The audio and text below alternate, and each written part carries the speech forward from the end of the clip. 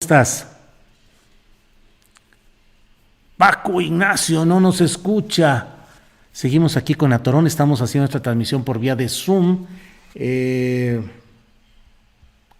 bueno, Paco. Sí, bien. Bueno. Aquí estoy, los estoy escuchando a Paco Ignacio. ustedes.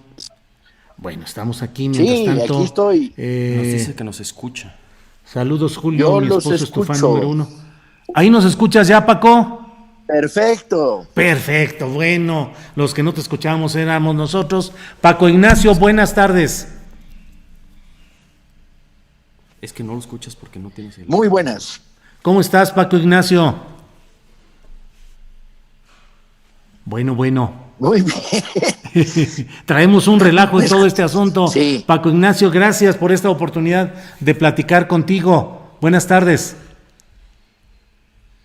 sin problemas. Buenas tardes.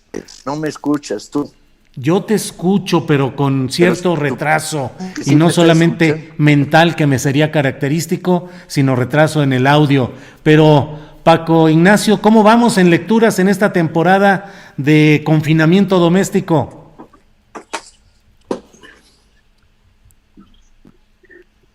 Pues ahí vamos. Déjame buscar a ver si tengo mejor recepción de internet en esta otra esquina de la casa. Sí, adelante con toda ¿Mejora? calma. Paco Ignacio está, como todos, en... ¿Mejora? A ver, pues sí. ¿Tú me escuchas Sí. bien? Muy bien, perfecto. Ah, pues ya estamos entonces. Ahora sí, entonces empecemos con esta, ya sabes, Producciones con lo que hay, presenta a Paco Ignacio Taibo II. ¿Cómo estás, Paco? Pues igual que ustedes, sufriendo las necesidades de estar conectado vía internet. Mantengo relaciones todos los días con medio centenar de miembros del Fondo de Cultura, de DOCAL, de la Dirección de Publicaciones, de los cuales tenemos en casa el 90%, Ajá. trabajando, portadistas, editores, administrativos, y mantenemos los salarios de todos. Claro. Pero evidentemente perdimos la calle, que era la fuerza que había agarrado el fondo este último año, ¿no? Librerías, tendidos, ferias ambulantes, operaciones especiales, librobuses, bueno, todo eso está pospuesto. Uh-huh. Y en sentido contrario, ¿qué tanto se ha ganado en la lectura en línea en casa? Yo creo que hemos avanzado bastante. Quizá lo más significativo es que ayer rebasamos el 500,000 de libros de descarga gratuita, o sea, regalados a los que los descargaron, ¿no? Uh-huh. Y esto es significativo. 500,000 son muchos libros. Y fueron varias operaciones diferentes, con descuentos, regalado al 100%, para leerlo durante 48 horas, para leerlo durante una semana, abierto para siempre. O sea, todos los mecanismos mediante los cuales podíamos seguir ofertando a un público que está desamparado económicamente esta cantidad de libros. Y luego, bueno, tenemos trabajando la librería virtual en México, en España, en Argentina, sí, uh-huh, con resultados interesantes, pero muy chiquitos comparados. Estaba viendo números de Nielsen que decía que en estos primeros 5 meses del año, sí, había un descenso del 19% en número de volúmenes en venta en México. Yo, esas cifras no me cuadran. Uh-huh. Yo creo que no están bien. Nosotros estamos abajo 37%. Ajá. Y eso que nos había ido de maravilla en enero y febrero. Uh-huh. ¿Y qué géneros o qué géneros y qué títulos son los que están teniendo mayor demanda, Paco Ignacio? Pues en principio tratamos de mantener lógica de abanico, un poco de todo para todos, ¿no? Uh-huh. Pero he recibido sorpresas, cosas que esperaba. El libro que más demanda ha tenido digital gratuito es un libro para niños, un libro de Isol. Y eso era normal, padres bajando libro infantil para leérselos a sus hijos. Y la lista de los 20 más demandados por la gente es una lista muy curiosa. un poco más de la mitad son libros para niños y para adolescentes, pero los otros son muy notables. Pues bueno, está Elena Poniatowska en la edición que hicimos de Vientos del Pueblo, Guillermo Prieto, El Rayo McCoy, Rosario Castellanos, pero también estaban los cuentos completos de Dostoyevsky. Y un libro que había tenido mucho éxito en nuestro primer lanzamiento, que es el libro sobre Teresa de Dante Liano, el novelista guatemalteco. Te pone un poco a pensar que todo esto tenemos que aprenderlo para cuando regresemos a las calles. Y había un debate ahí escondido, perdón, Julio. No, adelante. Escondido, que era, leía una notificación de la agencia responsable de derechos de autor de la ONU, diciendo que cuidado con la gratuidad, porque viola el principio del derecho autoral. ¿Sabes qué? No saben de lo que están hablando. Cada vez que nosotros ponemos un libro gratuito, que lo puedes bajar gratuitamente, consultamos con los autores y les pedimos permiso, pero además esto, y es la experiencia de los 17 meses que llevamos en el fondo, no disminuye para nada la presencia del autor, todo lo contrario. A la larga, los libros gratuitos abren puerta, crean nuevos lectores, jalan hacia el autor. Si alguien lee algo que le gusta gratis, esta idea mercantil chafa de que, no, bueno, pero lo regalado no tiene valor, no, eso será en el rancho de los que tienen dinero. Y en ese contexto de lo que estás hablando, esta difusión y este esfuerzo por hacer llegar títulos gratuitos en las variedades que nos has dado de un día, de una semana disponibles, ¿crees que vaya a significar una tendencia en cuanto a la mercantilización del oficio y del ejercicio literario? Es decir, ¿podríamos esperar que a partir de esto se flexibilizara un poco esa, pues a veces camisas de fuerza para la lectura, que son las imposiciones de términos contractuales para los autores, las restricciones de derechos de autor? ¿Qué crees que pueda cambiar después de todo esto que estamos viviendo? Eso no está afectado. Nosotros estamos cumpliendo rigurosamente cada vez que vendemos un libro, bien sea en digital, bien sea en papel, con pagarle el derecho de autor. Eso no hay que tocarlo, al revés. Sería yo un suicida que he vivido de eso durante 20 años de mi vida o 30, si entro con lógicas antiautorales. No, el problema no está ahí. El problema está, hace 18 meses les dijimos a todos los que quisieron escuchar, vamos a bajar el precio de los libros. Y hicimos campañas brutales, una tras otra, y funcionaron. Había reticencia en algunos sectores de la industria. No, porque estaban en la lógica primitiva de decir, prefiero 2,000 vendidos a clases medias altas que 7,000 más baratos vendidos a niveles más populares. Yo creo que se equivocaban y que una de las muchas lecciones de la pandemia es que el precio de los libros tiene que bajar. Y ahora hay por todos lados ofertas en digital de un montón de editoriales que en principio nos veían como si fuéramos los loquitos que están tratando de bajar el precio de los libros. ¿Estás viendo dentro del abanico de oferta que están presentando para estas lecturas gratuitas un interés especial por política actual, o la gente prefiere irse hacia lo clásico y hacia temas más generales? Yo creo que sigue la tensión que habíamos tenido en el fondo de temática, que es, hay una demanda muy fuerte de libros infantiles y juveniles, notable. Y la segunda es, hay una demanda por la historia, no tanto por el presente, sino por el pasado. Cuando sacamos un Vientos del Pueblo histórico, duplica las ventas de un Vientos del Pueblo de ficción. Yo creo que esas tendencias estaban marcando ya en el interés de lectura popular a grandes. No quita que siga siendo el libro reportaje, el libro de actualidad, el análisis político un material de lectura, pero lo dominante, yo pienso hoy, en el mundo del lector mexicano, que está creciendo, afortunadamente está creciendo, lo dominante son la literatura infantil y la lectura histórica y la ficción que está ligada a la historia. Bueno, y ahora, luego de todo este repaso por el siempre fascinante, interesante mundo de los libros y las lecturas, ¿cómo ves la situación en general? Entrándole al presente de la historia que se está construyendo, ¿cómo ves la situación actual del país, Paco? Yo soy de los que piensan que el gobierno ha tomado medidas correctas en términos de salud. Ha impedido que la crisis se desatara, ha impulsado el quédate en casa. Evidentemente el quédate en casa tenía repercusiones económicas inmediatas. Para que algunos nos podamos quedar en casa, otros tenían que seguir en la calle. El gasero, los compañeros de la luz, las enfermeras en los hospitales, la cajera del súper, bendito sea.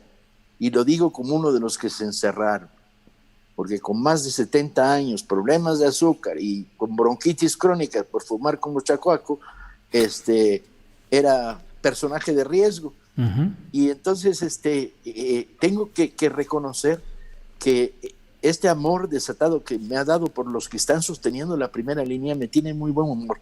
Y creo que la política gubernamental de reconstrucción económica que va a empezar a producirse muy pronto es correcta cuando dice primero los pobres. Uh-huh. Ni modo, yo soy socialista y de izquierda.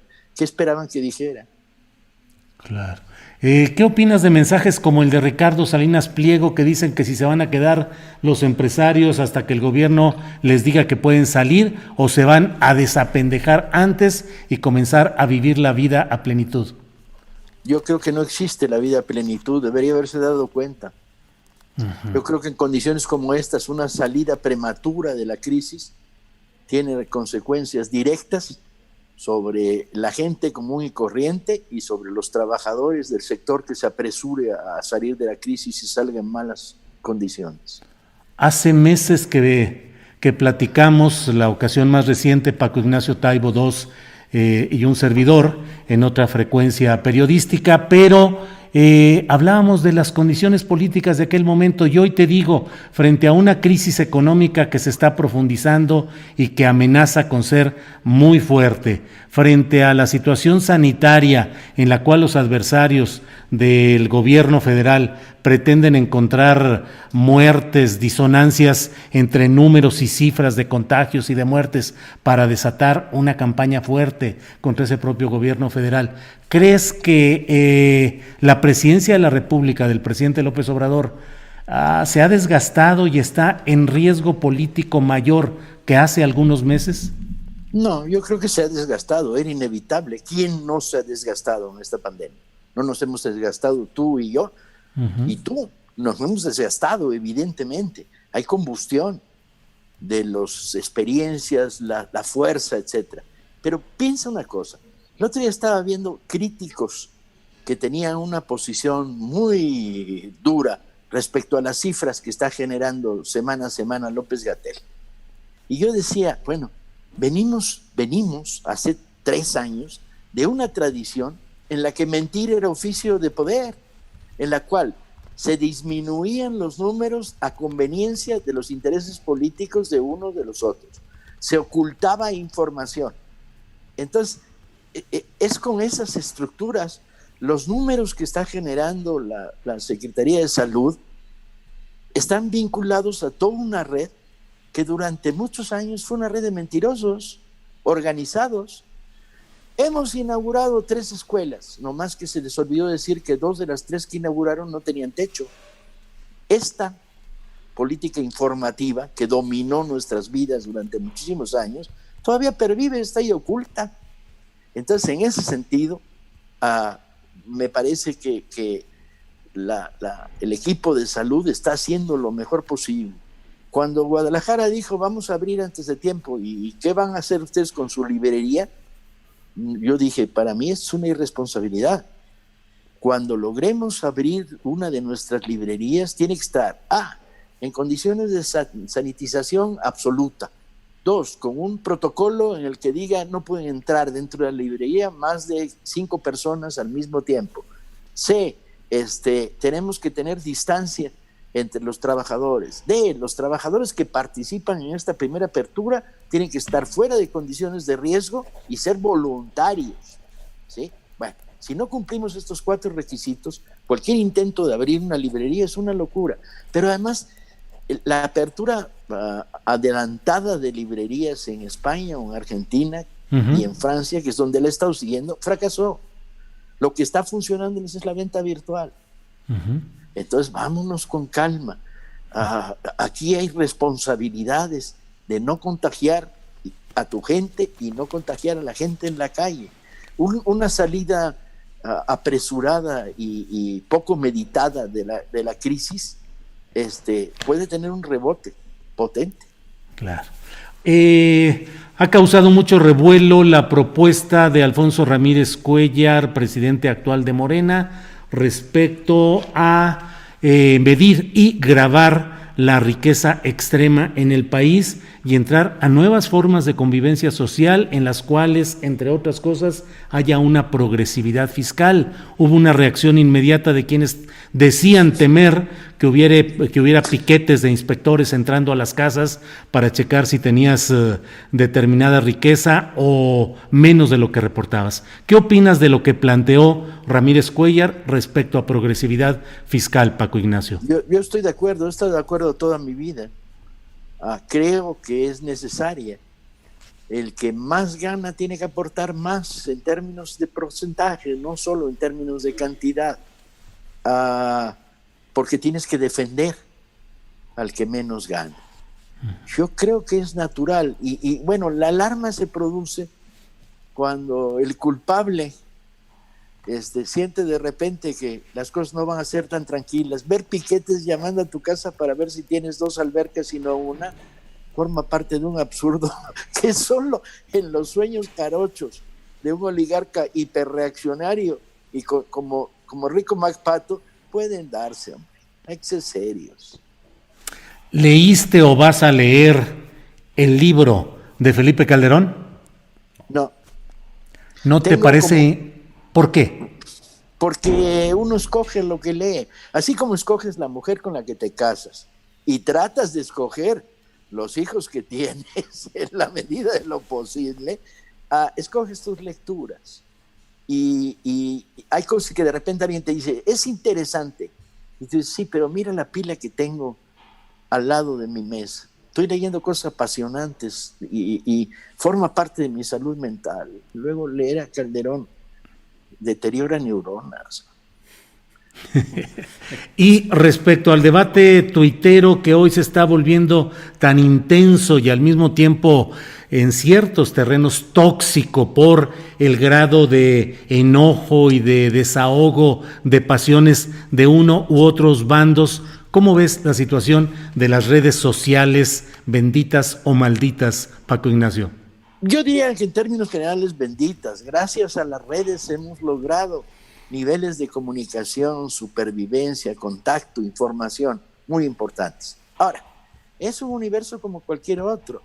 Deja suelto a Gengis Khan con máscara de Adolfo Hitler y está en las redes feliz, con 28 seguidores, pero tratando de hacer el mayor ruido e insultando a mayor número de gente posible. Las redes son el desgraciado termómetro de la realidad. Lo que pasa es que hay que valorarlas, porque de repente nosotros tenemos frecuentes conflictos con fundamentalistas conservadores que se dedican a atacar nuestros proyectos político-culturales. Pero pues tienes que valorarlos. De repente alguien me decía, oye, no le vayas a contestar a este güey, tiene 11 seguidores y la mitad de los 11 seguidores lo insultan, no le des oxígeno. Yo creo que es un universo como todos. Está encubierto en el anonimato, y el anonimato, como bien sabes, como periodista es peligroso, ¿sí? Porque permite correr calumnia, difundir información falsa de una manera muy generosa y abundante. Pues agradeciéndote la oportunidad de tener este repaso, esta visión de lo que está sucediendo en cuanto a libros, en cuanto a la pandemia y a la política, Paco Ignacio Taibo II, cierro yo por mi parte con esta pregunta, planteándote si crees que hay condiciones para que la derecha, los conservadores o los contrarios a las políticas del presidente López Obrador pretendan un regreso violento al poder que pueda tener similitudes con lo vivido en otros países, donde luego de un florecimiento de la izquierda se vino una regresión violenta y un descabezamiento de ese crecimiento de la izquierda. No veo por ningún lado síntomas de un golpe de Estado, por ningún lado. Serían suicidas en medio de una crisis epidémica como esta intentarlo. No creo que haya sectores que puedan llegar a tanto. Algunos loquitos y algunos desesperados siempre los habrá, pero no se ve socialmente las condiciones para amparar. Yo, la verdad, no lo veo. Afortunadamente no lo veo. ¿Ustedes lo ven? Bueno, pues está ahí abiertamente convocando, preguntando, sondeando. Ha habido expresiones pues de personajes poco relevantes como Pedro Ferriz III, hijo de Pedro Ferriz de Con, que hizo un sondeo preguntando si en caso de que avanzara el comunismo en México, ¿estarías de acuerdo con un golpe de Estado? Como pregunta abierta en Twitter, y desde luego movilizaciones como las que se dan de este Frente Nacional contra Andrés Manuel, el Frena con Gilberto Lozano y otras expresiones. ¿Te parecen expresiones menores y sin sustento social? Sí. Bien. Bueno, pues Paco Ignacio, ¿algo más que podamos agregar o nos ponemos a leer ya los libros que tenemos en fila? Quédate en casa y quédate en casa leyendo. La lectura es balsámica, la lectura cura neuronas averiadas. Un abrazo. Oye, nada más, por favor, dinos dónde pueden acceder a los libros gratuitos. ¿Qué debe hacer quien está interesado? Que abran la página del Fondo de Cultura Económica y ahí encuentras los caminos para todas las ofertas. Muy bien. Gracias, Paco Ignacio. Mucho gusto.